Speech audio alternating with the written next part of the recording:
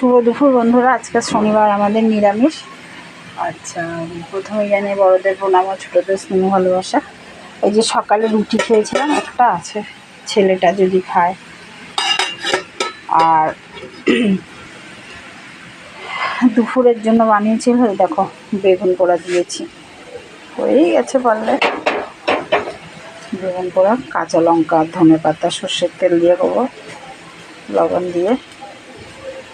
আর এদিকে দেখো দুপুরে ভাত,